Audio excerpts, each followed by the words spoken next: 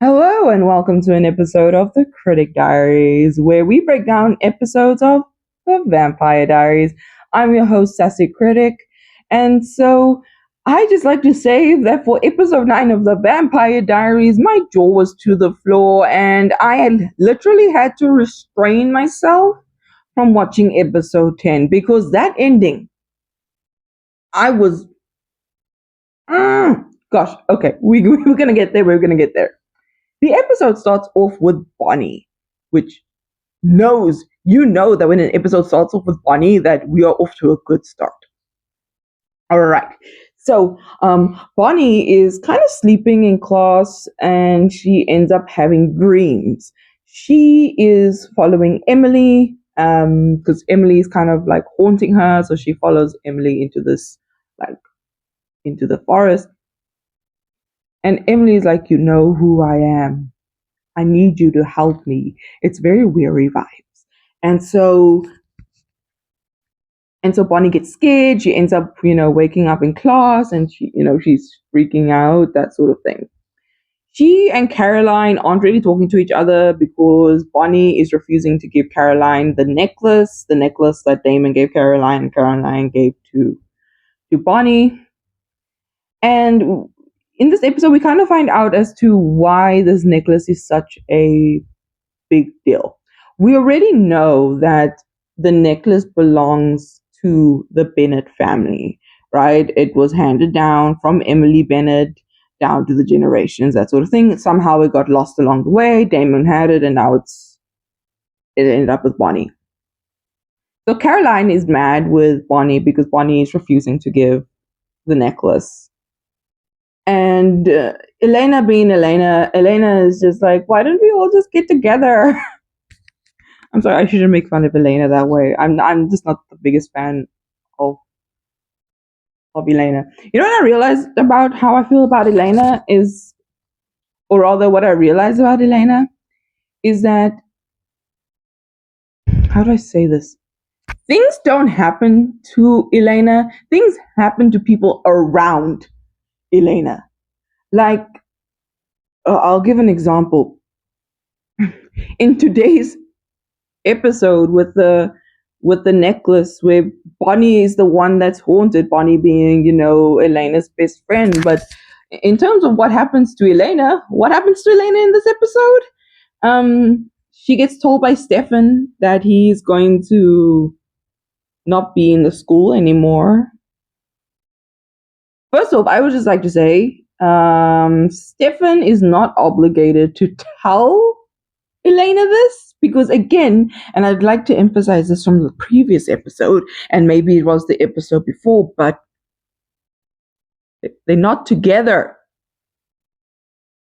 Nor did they say they're friends. So why is Stefan telling Elena this? He could have just left. And I know someone in the comment is going to say, like, he clearly still has feelings for Elena, and I get it. I get it.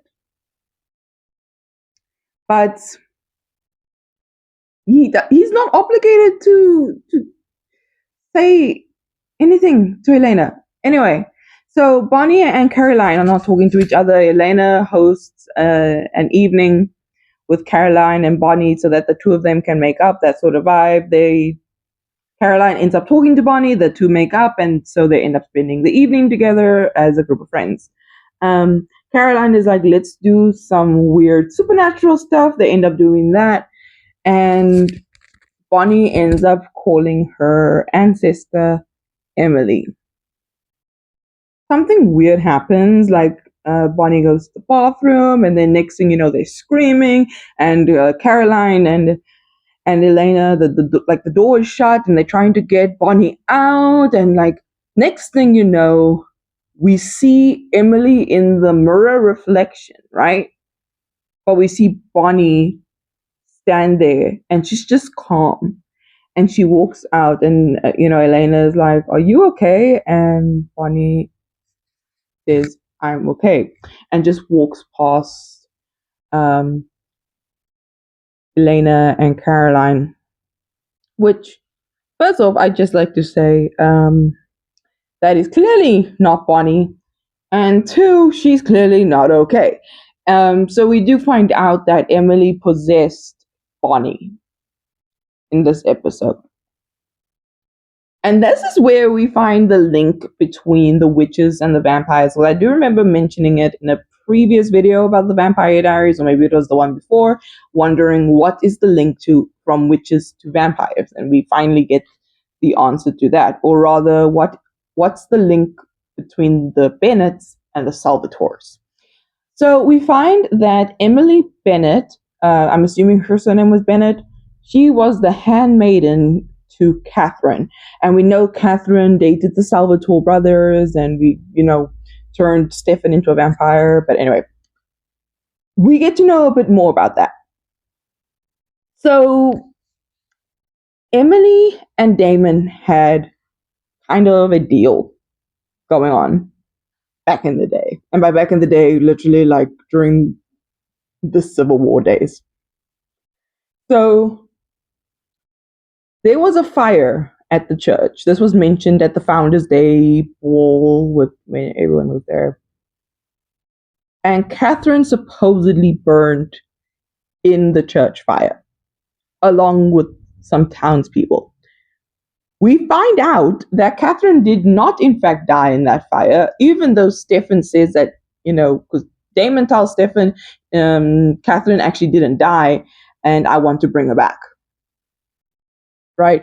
And Stefan is saying, no, that's literally not possible. I saw her burn in that church. And Damon says, like, no, she did not die. Stefan says, well, I saw her walk in. So it turns out she walked into the church, but she clearly didn't burn. And I don't know if I got this information correct, so maybe someone can comment down in make a comment below. That there were vampires in that church when they burnt it down. So it wasn't regular townspeople, it was vampires. And we know now of Damon's plan. So Damon wants to bring back Catherine. And Stefan is like, no, you don't want to do that. And I think this is the first time where I'm watching Vampire Diaries and I genuinely feel sorry for Damon. Like, I know I've been complaining about him for so long. I'm pretty sure those who have stayed on this journey just watching these videos are probably sick of me complaining about Damon, but I have good reason to. But for the first time I actually felt sorry for him because of how he was talking about the townspeople. You could really see a lot of hurt there, and I think a lot of that just you can just see how hurt he is. I feel like it was very convincing, and I think a lot of that came from Ian Somerhalder's performance. He's really good as Damon, and I think I think me not liking Damon is because Ian Somerhalder did such a great job playing this really smug, arrogant vampire. But we do find out as to why he wants to bring Catherine back. You can tell he's hurt by the townspeople of Mystic Falls. He does not like the townspeople of Mystic Falls. And I think that also answers the question as to like why he treats the people of Mystic Falls the way that he does, why he treats them so terribly and he's so smug and he kind of looks down to them. It's because it comes from hurt. I'm not saying that the decisions that he's made is a good one, but it definitely explains it. I'm not Team Damon just yet. I am not a fan of Damon still. I can understand someone's decisions. I can understand the reason why someone wants to talk about something or treat people that way. It does not mean that I like them all of a sudden and that I'm on their team or their side. It just means I understand the backstory. And yeah, I still don't like Damon, but I can at least understand where he's coming from. And I feel sorry I just feel sorry for him because of that. Damon was actually saying in this episode that he's not going to hunt humans for at least a week, and Stefan is, is there. Stefan is there trying to say that he wants to, just bond with his brother, but he really just wants to know about the necklace and why is it such a big deal. So we find Bonnie being possessed by Emily. Emily and Damon, they talk in the forest, and Damon says that Emily owes him, right? And so Emily is saying, because he wants to bring Catherine back. So Emily is saying, if I bring her, I need to bring them all. Or I save one, I save all. And I'm wondering if that is a reference to the vampires in the church. So we have Stefan, who does not want to bring back the people from the church, and then we have like the vampires, and then we have Damon, who wants to bring back Catherine. Well, Stefan also does not want Catherine to come back, which is going to be interesting. As soon as Damon said the reason why he's here is because he wants to bring Catherine back, Mike, I was just like, what? He wants to do what now? And I literally thought for a second that maybe at the end of this episode we're going to see Catherine, but we don't, which is interesting. Okay. At some point, Damon attacks Emily, Emily possessing Bonnie, and, bites the neck. And then, Bonnie is just bleeding on the ground and she's not healed. And then Stefan comes along and, bites his wrist and then feeds it to Bonnie. And I just literally thought to myself, are we going to get a hybrid? I literally thought to myself, like, oh, is Bonnie gonna be half witch, half vampire? That would be cool. Although I would have to admit that's playing all your cards very early for a show about vampires. I think the show has 8 seasons or 7 seasons. That's you're playing all the cards very early by introducing a hybrid. But no, I think Stefan explains that no, she won't turn into a vampire. So Bonnie is still a witch for now. She is a bit confused as to why, like, okay, so she got bitten and then she got healed. And is sent to Elena. So Elena can help her. Elena is sick and tired of keeping the secret. She can't hold it anymore. She can't hold it any longer. And so she ends up, Stefan is like, okay, you don't have to keep this a secret. You don't have to. And I think, you know what? It was at that moment where I was like, hold on. If anyone is going to say anything about the vampires existing, I would have hoped it was going to be Grams. I was hoping Jasmine Guy was going to appear in this episode again, but that's just because I really like the actress. But unfortunately, she does not appear in this episode. So it's Elena telling Bonnie about the Salvatore brothers, them being vampires and all of that. And I'm just like, okay, it's a bit disappointing that it's Elena giving her all of this information, not gonna lie.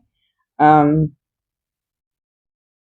also, like, I think what makes it worse is the fact that we can't hear the dialogue. We just see the facial expressions. And it's not like it's music according to like how people are feeling. Like it's a pop song, or rather a punk rock song that usually plays near the end of every episode of Vampire Diaries. And I was just like, no, this is not how you do an episode.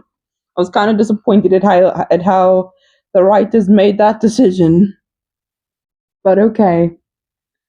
So Bonnie now knows about the Salvatores being vampires. Oh yes, the one thing I forgot to say about Stefan and Elena, Elena out of nowhere says, "Oh, I can handle this. I think we can be together. Because she can handle the fact that they're vampires and Bonnie's a witch and all of that. And then Stefan is like, no. And then walks away. And then I know I shouldn't be laughing at this because it's actually, but it was actually kind of cringe. Not Stefan. Yeah, Stefan walks away from Elena after that, and Elena just stands there and says, Stefan! Stefan! It's like, okay. And I was like, I shouldn't laugh at this. This is her first love, her first okay, not her first love, not her first boyfriend. That goes to Matt. But yeah, this was clearly someone who she saw as her. I guess I can try and understand Elena's perspective. Like her first, she finds out her boyfriend's a vampire. Then they break up because she can't handle the information, and now she feels like she can't handle it. And this is literally 3 episodes later, and now she wants to get back together with Stefan, and Stefan is like, no. And also, I was just like to say, at least Stefan is at least keeping the boundary. I think, except they keep on finding each other in each other's lives. Like, I feel like if I had to be Elena, like, let's say my boyfriend tells me he's a vampire, or worse, I go exactly through what Elena went through, right? Like, find the way I find out that my boyfriend is a vampire. And then I break up with said boyfriend because he is a vampire. And then I find out that my best friend is a witch. Um, that's a lot to process. So I am trying to like understand her point of view, but I think I would have, after that breakup, I would say like, hey, your secret is safe with me, which is exactly what Elena does. But they keep on finding each other in the same. I get it that they go to the same school, but there are times like since the breakup they end up at each other's houses. So it's a breakup, but not really.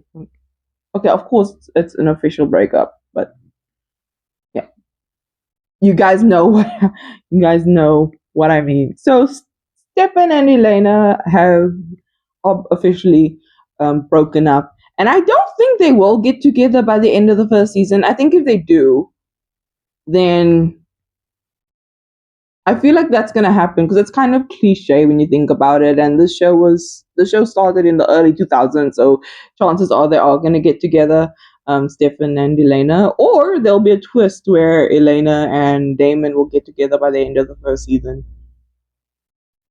Keep in mind, I haven't seen a full season of the Vampire Diaries up to this point.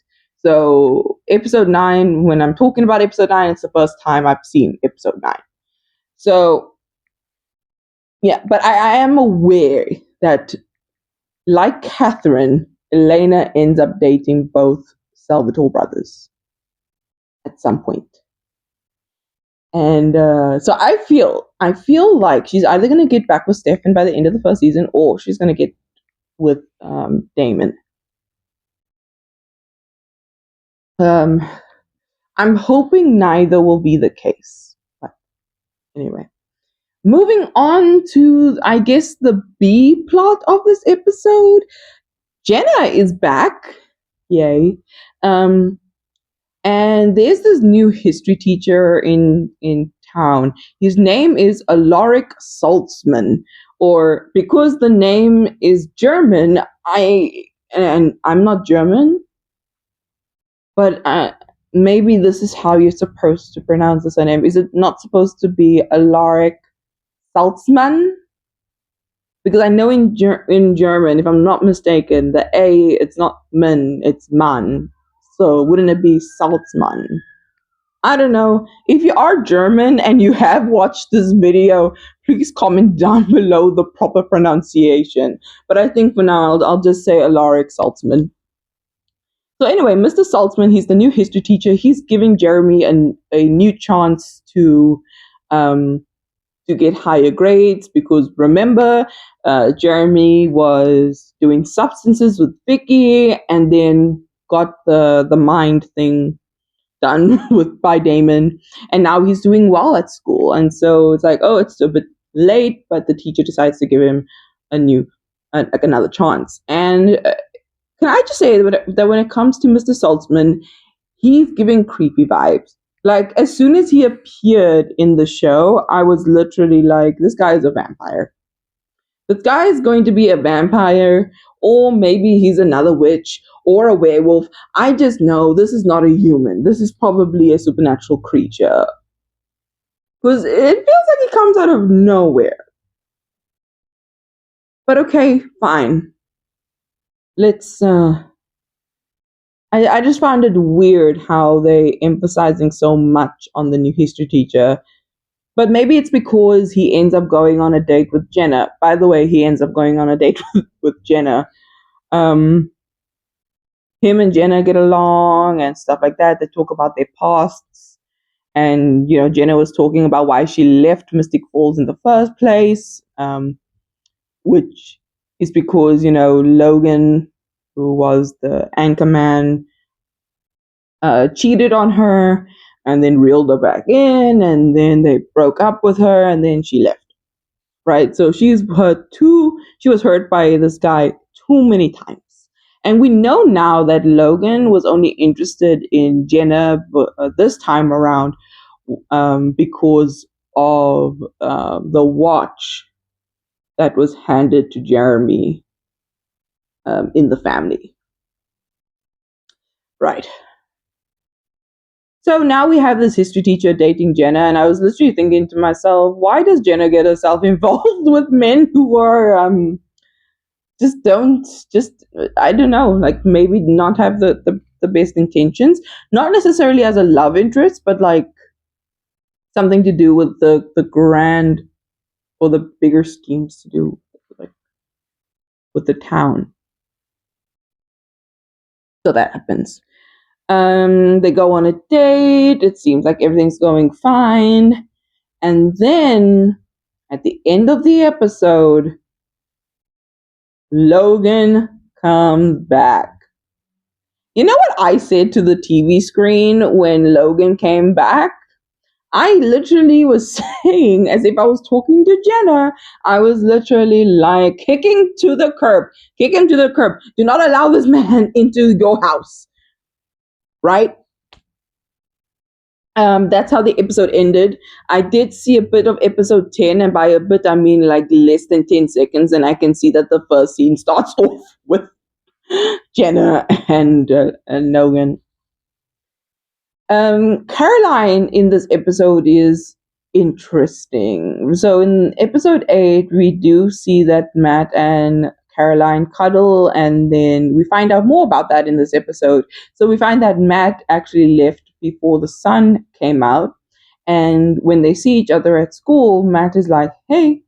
And Caroline is kind of bothered by this. I feel like when it comes to Caroline out of all the characters, Caroline needs to get some form of counseling or therapy because the way that she is dealing with things is just it's not in a healthy manner. I feel like Elena is the other character that needs to go to therapy, but just the fact that Caroline is so triggered with Matt saying hey and not really addressing why he left, Caroline needs to get counseling. And I'm not saying this because like, oh, maybe she's crazy or whatever. Like, no.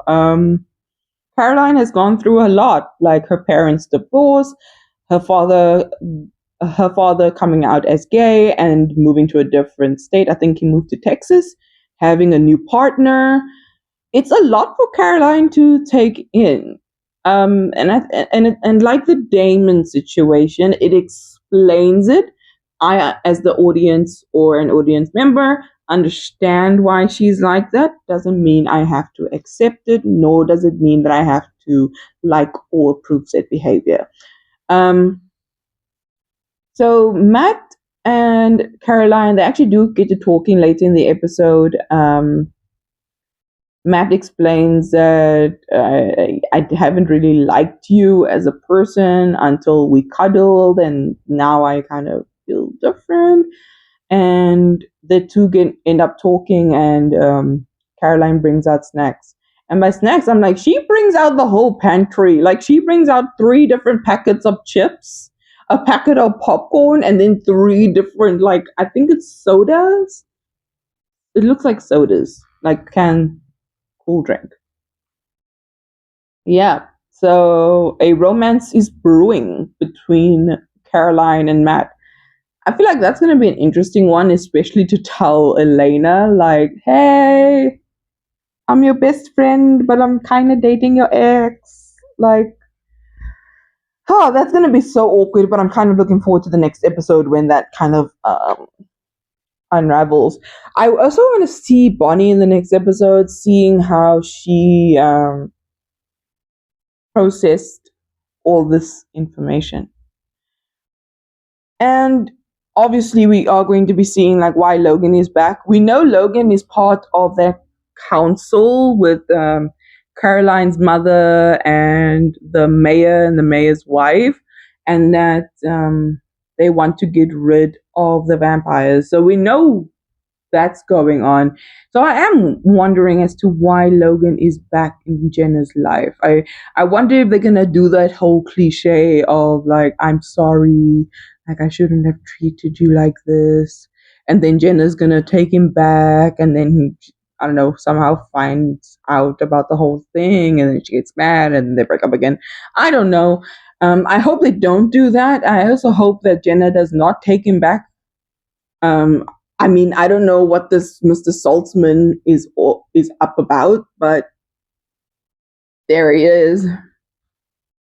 But yeah, that's episode 9 for you. If you have made it this far, please feel free to subscribe and to hit that notification bell. I would really appreciate it. If you have liked this video, please give me a thumbs up. And I guess the episode for today would be, how do you feel about Caroline and how do you feel about her relationship with Matt?